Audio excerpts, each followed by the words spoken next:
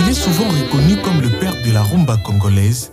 Plusieurs années de carrière musicale depuis 1936, Antoine Wendo Kolosoi, aussi connu sous le nom d'artiste Papa Wendo ou Wendo Sor, est un chanteur, musicien et boxeur congolais. Né le 25 avril 1925 à Mouchi au Congo belge, il a commencé sa carrière de chanteur à Léopoldville, aujourd'hui Kinshasa.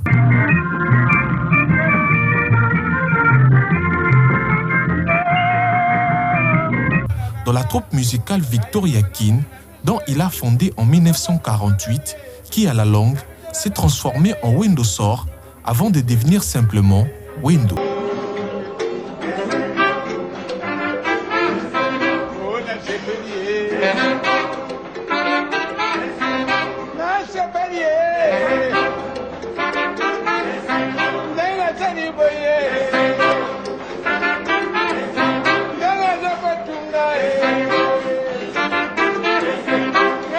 Il connaîtra son premier succès la même année avec la chanson Marie-Louise et enregistra dans la foulée son premier disque.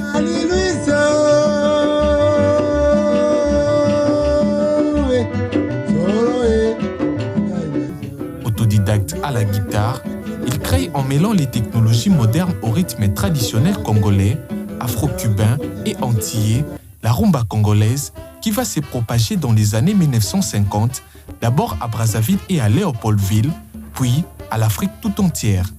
Marie-Louise, cette composition à succès à laquelle les Congolais de l'époque accordaient la vertu magique de réveiller les morts, fut considérée par l'Église catholique comme un air satanique et la chanson fut excommuniée. Wendo fut contraint de quitter la capitale et de se réfugier à Kisangani où il a été protégé puis poursuivi par les hommes politiques de son pays.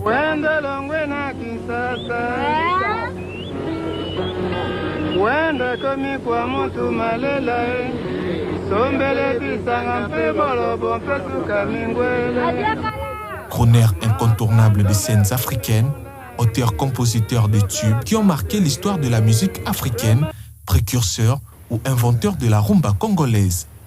L'assassinat de Lumumba en 1961, les troubles politiques de son pays devenu indépendant, ainsi que la mutation de la rumba en une sorte de danse-musique dite soukous, conduisent Wendo à interrompre sa carrière à partir de 1965 lors du coup d'État de Mobutu et ne reviendra en scène que lorsque celui-ci sera écarté du pouvoir 32 ans plus tard par Mosé Laurent Désiré Kabila.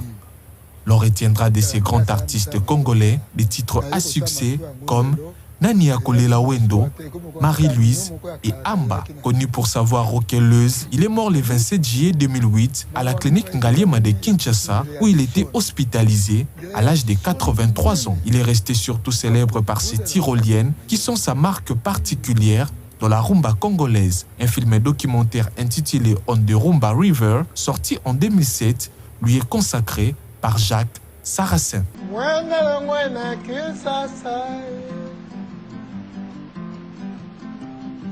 Wenda komi kwa muntu malela sombele bisanga pe bolo pompe suka ya mingwele Mastandong